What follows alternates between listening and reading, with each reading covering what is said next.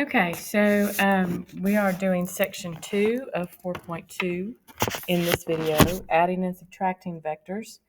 Um, so we talked about how to get the resultant vector by breaking it up into its components, and we can, that's how we can um, get the resultant or get the result of two vectors going in different directions. So now we want to talk about adding and subtracting vectors. Okay, so vectors can be added by placing them head to tail, and that's a very important thing to remember. So if we have two vectors that we're going to add together, so let's say we have, let's say we're going north, and then we're also going west. Okay, and you want to then find the resultant of that. Well, what we have to do with those two vectors is we have to add them head to tail. You can see now they are not added head to tail, they are added tail to tail.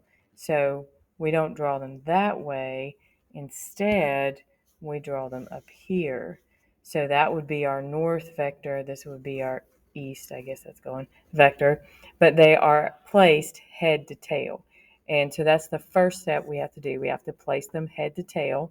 And then the resultant vector is going to be a vector that is placed, that is put from the tail of one to the head of the other. And that resultant is going to represent the sum of those two vectors.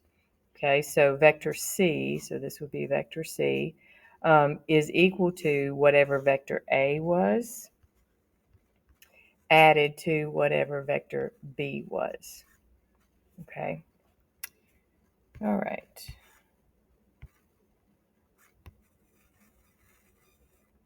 And let's move this up here. There we go. Okay, so here's another example. In this figure below, two displacements are represented by vectors A and B, and the resultant or vector sum is represented by vector C. Okay, so again, you're going to go north, then you're going to go east. The resultant of that is the 5 paces north plus the 3 paces east. And then, well, actually, that's not how we do it. I'll get to that later. But it's the resultant is A plus B, adding those two vectors together. You can add more than just two vectors together. So if you have more than two, you're going to do exactly the same thing, no difference at all. You are going to place them all head to tail, and then your resultant is going to be drawn from the tail of the first vector to the head of the last vector. Okay, and that's going to be your resultant, and that's going to show that you are adding A plus B plus C. So vectors remain unchanged. If we move them around, they do not change as long as their direction and length are unchanged. So this vector A has been moved all over the place, and it is not changing at all because we are not changing the length of that arrow, nor are we changing the direction of that arrow. So all of these vectors are identical, even though they're in different locations. All right, so in order to place a given pair of vectors head to tail, sometimes we have to move the vector around. We may have to put it in a different position, but again, as long as I'm not changing the length or changing the direction, then I am also not changing the vector. So you can see the example here. We have A and B, and this is my resultant C. I can also take B and put it down here on the bottom, and take A and put it on the other side, and wind up with exactly the same resultant. So you can change a vector's location as long as you don't change its direction or its length.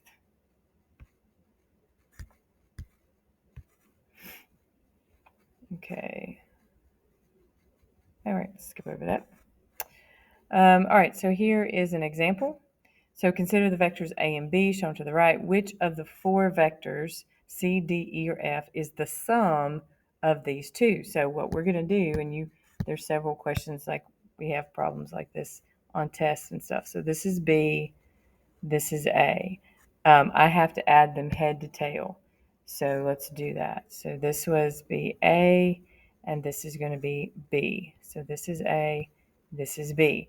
To get my resultant,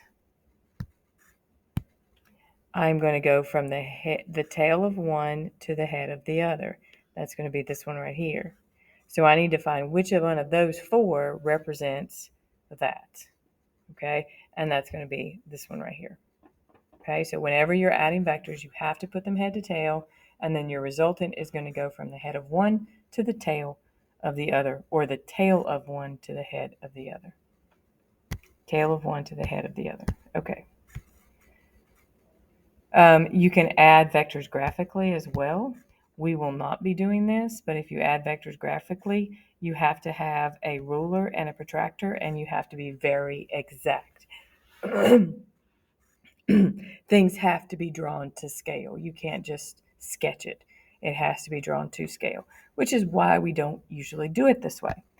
A better, more precise way of doing it is to use geometry, Pythagorean theorem, trig functions, all that good stuff.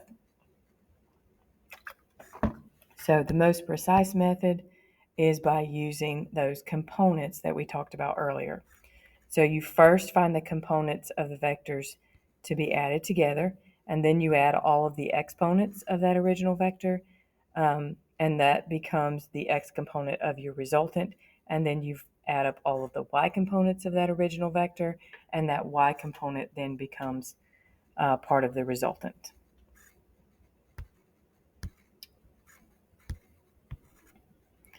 So here's the diagram. So we have vector A, vector B, and the dashed line is our resultant vector C. So what we're going to do to figure out what C is we're going to take A, we're going to break it up into its components, AX and AY. We're going to take B and break it up into its components, BX and BY. And then C, that resultant is going to be equal to the AX and BX added together, the AY and BY added together, and those are going to give us the resultant of our vector, or of our components of our resultant vector C. So some of the X components gives the X component of the resultant. Some of the Y component gives the Y component of the resultant. Okay.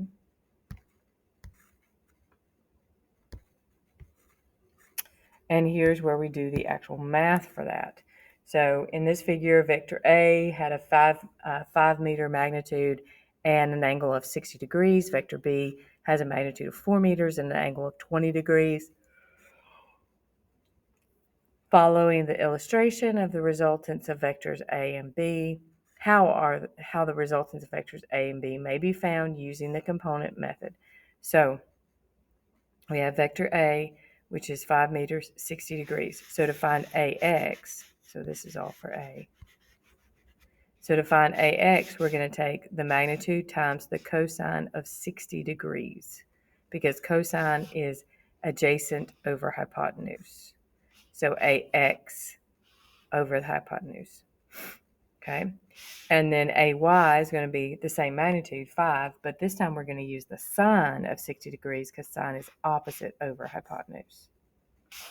So if this is vector A, I'm going to break it up into its components. This is AX. This is AY. Okay, so AX is going to, and if that's my angle, AX is going to be adjacent over hypotenuse, which is cosine. AY is going to be opposite over hypotenuse, which is sine. And I would do exactly the same thing for B, but I'm going to use my different angle and my different magnitude. But it's still going to be the BX would be cosine, the BY would be sine. Okay, so to find the component of my resultant, the X component is going to be adding AX and BX together. The Y component is going to be adding AY and BY together. And then to find the resultant, I'm just going to use the Pythagorean theorem. So remember, Pythagorean theorem is C squared equals A squared plus B squared. Or in our case, C squared, the resultant, is equal to CX squared plus CY squared. Okay, so, and then to get to C by itself, I'm going to wind up taking the square root of that. So I take my X component resultant, 6.626, and square that. I'm going to take my Y resultant component, 5.7, square that, and then add those together, take the square root, and that gives me the magnitude of my resultant. To find the angle of my resultant, I'm just going to do that inverse tangent, just like we learned in the last section. And it's going to be inverse tangent. Inverse is always opposite over adjacent, so that's going to be the y, cy over cx. And then do second function tangent to find the angle. Okay, that is the most accurate way of adding vectors together, and that's the way we'll wind up doing it. It's tedious, but it's not terribly hard if you keep your right triangles straight. All right, so what are the magnitude and direction of the total displacement for the treasure hunt shown below? Where you need to go 6 paces east and 3 paces north. Assume that each pace is 0.5 meters in length. Let east be the positive x direction and north be the positive y direction. Okay, so we're going to draw our each individual vector first. So vector A is, they labeled these backwards. Oh well. So vector A is actually vector B. Vector B is 6 paces east, so that's the one there in blue. And then vector, I need to change those. That's A. This is B. Vector B is 3 paces north, so that's going to be 3 paces up. And then our total displacement would be our resultant.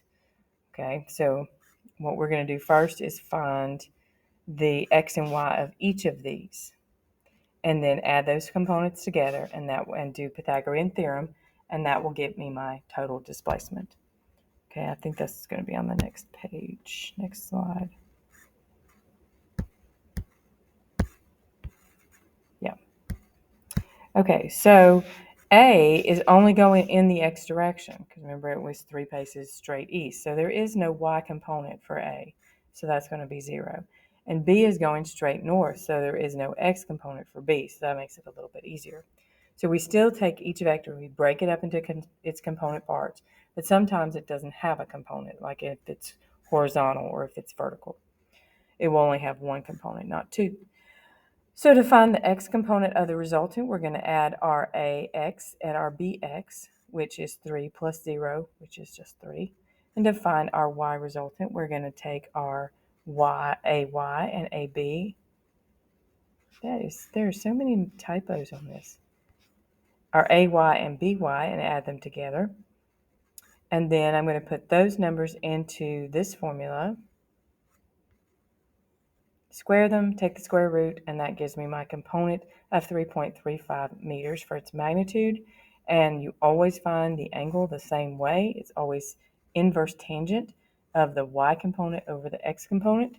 So that's going to be second function tangent of 1.5 over 3.0, which turns out to be 26.6 degrees.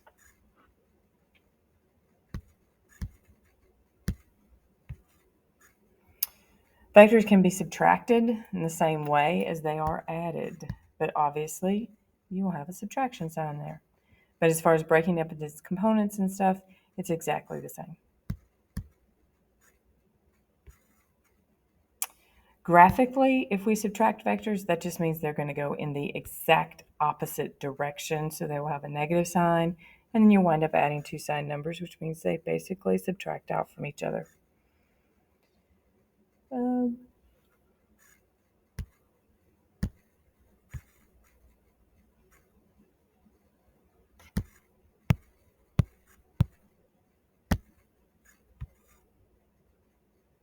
And that is it. Let's see. Use the component method of vector addition to find the magnitude and direction angle for vector C if vector A has a magnitude of 27 meters and points in a direction 32 degrees above the positive x-axis. Vector B has a magnitude of 35 meters and points in a direction 55 degrees below the positive x-axis. All right, so first off, let's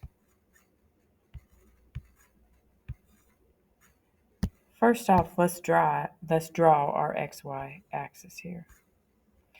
Okay, so this is x, this is y. So A is 27 degrees and it points 32 degrees above the positive. So here's our positive. We're 32 degrees above. So that's going to be A. And that's 32 and that's 27. And then vector B has a magnitude 35 degrees and it points 55 degrees below the positive. So vector B is going to go this way. Now, these are sketches. They're not drawn to scale, so we don't want to make any assumptions. Okay? And then we need to find out what C is. All right, so I already see one mistake that I made. I should have drawn this head to tail. So 55 degrees below is going to be like right there. But to make that easier, I'm going to put them head to tail. So that means I need to move it in that direction right there.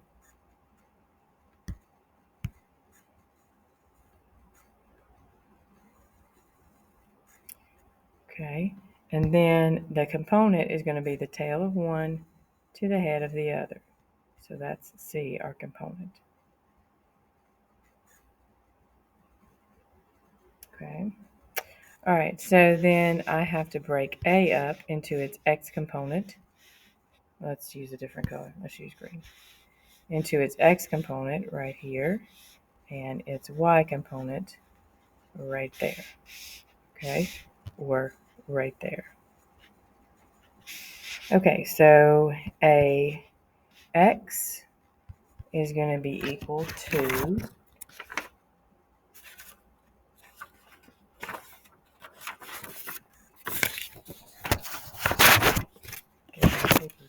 all right. AX is going to be equal to the 27 times the cosine of 32. Okay, and AY is going to be 27 times the sine of 32. Okay, and then I'm going to do the same thing with B. Let's do that one a little bit differently. So here is vector B. So B is going to be broken up into the X component and the Y component. So this is BY, this is BX. Okay, so BX is going to be equal to 32. No, 35.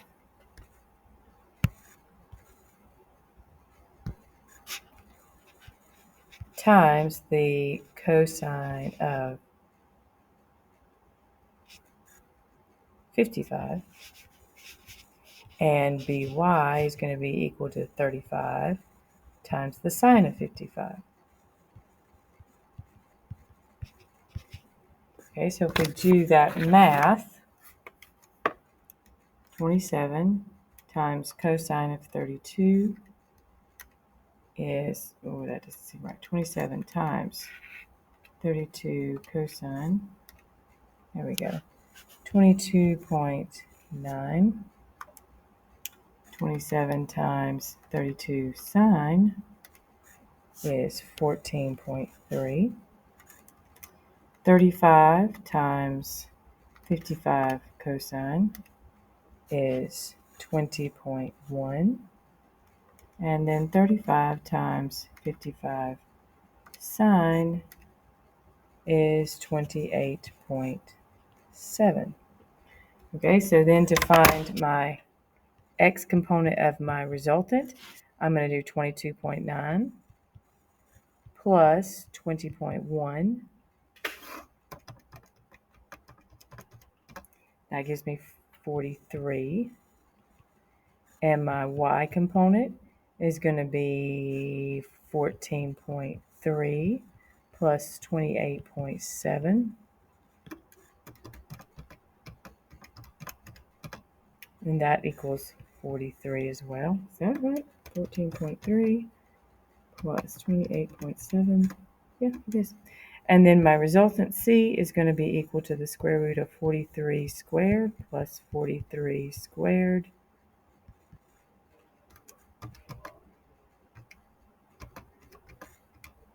and then I take the square root of that, and I wind up with 60.8 for the magnitude.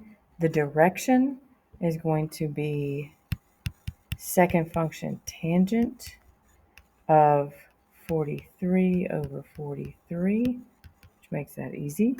So 1 second function tangent is 45 degrees. Okay. So that's just a breakdown of how we add and find the resultant in its magnitude and direction. Okay, so let's move on to the next. So that ends the section 2 homework, and here we go, section 3. All right, that is it for section 2.